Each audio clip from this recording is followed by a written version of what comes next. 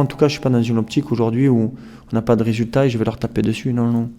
Ces joueurs-là, quand ça va pas, c'est comme un enfant à l'école, quand il a de mauvaises notes, si tous les jours tu lui dis que tu es mauvais, tu es mauvais, tu es mauvais, la confiance, tu y mets dans la poche, quoi. Par contre, si tu lui dis, bah, écoute, t'as pas de mauvaises notes, mais voilà, je vais t'aider comme ça, et tu lui donnes de l'amour et que tu l'encourages chaque fois qu'il fait quelque chose relativement de positif, petit à petit, il va relever la tête. Hein. Là, on va plus parler de football, on parle juste d'aspect psychologique, hein, sur les 2 derniers matchs qu'il y a. Toutes les équipes sont fatiguées, toutes les équipes, il y a des blessés, et toutes les équipes sont stressées. Donc c'est l'équipe qui aura en capacité intellectuelle et en capacité psychologique le truc supplémentaire par rapport à l'autre qui fera la différence pour moi, tout simplement. Donc c'est vrai que moi le matin quand j'arrive, je fais pas la gueule là. On perd mais c'est pas grave. Hein. J'encourage les jeunes, j'essaie de trouver des leviers en PNL pour justement amener un plus. Donc voilà. C'est des fois quand tu pars à la guerre avec un pistolet à eau, c'est dur. Hein.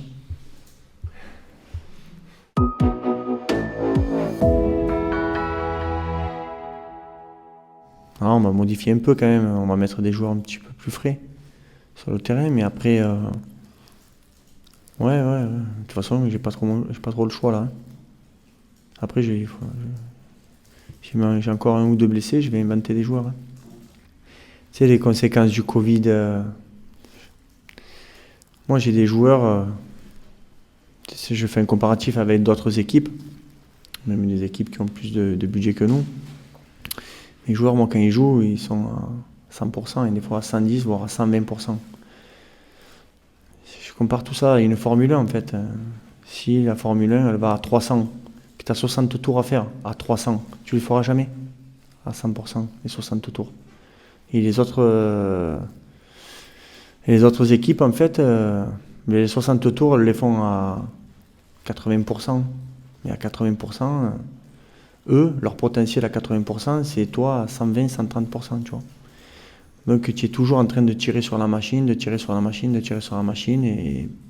ça casse. Et en plus, là, ces derniers temps, un joueur comme Loïc et tout ça, ils jouent, ils enchaînent, il y a le stress psychologique, il y a plein de trucs comme ça qui rentrent en ligne de compte. Mais bon, les gens, ils ne se rendent pas compte de la pression qu'il peut y avoir derrière leurs épaules.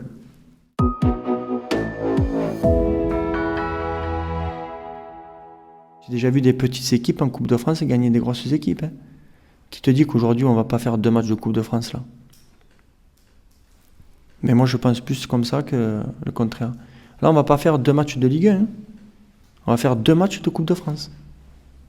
Et souvent, le petit, il peut faire du mal. Hein, parce qu'il retrouve toujours des ressources. Quand tu joues plus gros que toi. Après, sur le plan psychologique, des fois, tu sais, il n'y a pas de supporters à Saint-Etienne. Il faut jouer dans un stade vide. Attention. Puis c'est fragile, hein, la confiance qu'ils ont. Parce qu'eux, ils sont mis en haut, ils sont mis en bas. Dès qu'ils commencent un peu à être fébriles, donc on va voir.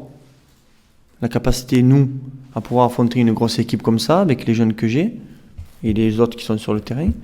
Et eux, la capacité à rencontrer une équipe qui a envie de sauver sa vie, quoi. Parce qu'on y va pour sauver notre vie, hein, tout simplement.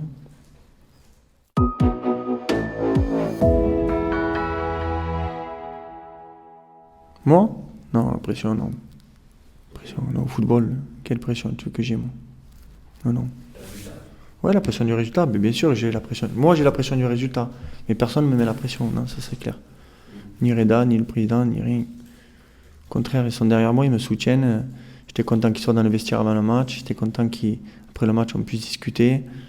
Voilà, on est conscient des circonstances actuelles, on est conscient de tout ce qui se passe dans le club. En tout cas, ce qui est bien, c'est que les joueurs sont unis et qu'ils ne veulent pas lâcher.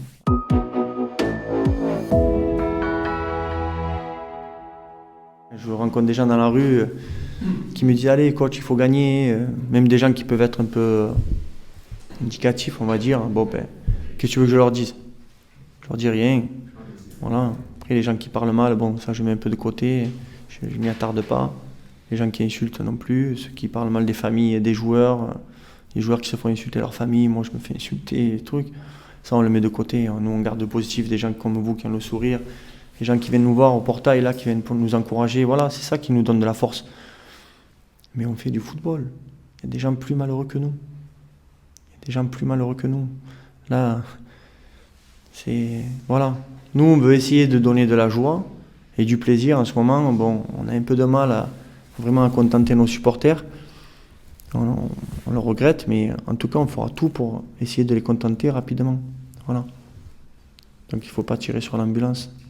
Quand tu es un vrai supporter, tu es derrière ton équipe. Quand quelqu'un est malade, qu'est-ce que tu fais? Tu le soutiens ou tu lui mets une balle dans la tête? Normalement, quand il est malade, tu le soutiens, tu l'aides à s'en sortir. Voilà, tu apportes de l'amour, tu apportes des solutions, tu essayes de l'aider. Voilà, tu n'es pas là à y mettre le coussin sur la tête et à l'étouffer, quoi. C'est ça, tout simplement. Voilà. Là, aujourd'hui, il y a 20 000 entraîneurs à Nîmes. Ils ont tous la solution. Il n'y en a pas un qui entraîne. Ouais, mais c'est normal, hein. Je trouve que c'est normal. C'est bien, ils sont entraîneurs. Moi, en tout cas, je ne suis pas maçon. Je dénigre pas les maçons, au contraire, parce que j'ai mon oncle qui est une entreprise, donc il n'y a pas de problème.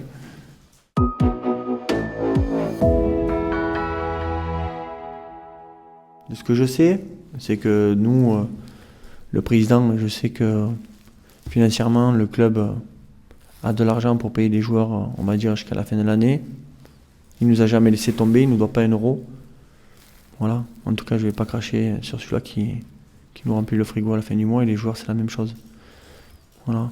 J'entends parler des primes de match, pas des primes de match. Aujourd'hui, les primes de match, j'en ai rien à foutre, moi, des primes de match. Je les laisse, mes primes de match, pour ceux qui n'ont pas d'argent, ou pour pouvoir aider le club à survivre en Ligue 1. Moi, les miennes, des primes de match, je réclame rien, et les joueurs, c'est la même chose. Ils réclament rien. Voilà, on joue en Ligue 1. Le plus important, vous savez ce que c'est de maintenir le club en Ligue 1. Voilà. Faire taire un petit peu les médisants, surtout. Et surtout pour les vrais supporters qui sont derrière nous, qui nous soutiennent. Voilà ce qu'on a à cœur de faire. On ne laissera pas tomber, en tout cas, ça c'est clair et net. Hein. On est là, on se battra jusqu'au bout. Hein.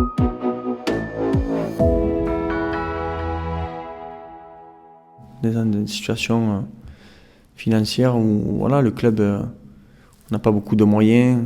Je sais. Après, c'est lui qui va décider avec Reda s'il a envie de mettre des nouveaux joueurs dans l'équipe. Moi, en tout cas, c'est un souhait que j'ai. Hein. C'est un souhait que j'ai, mais des fois, j'ai souhaité des trucs. Une fois, j'ai souhaité de gagner au loto, je n'ai pas gagné.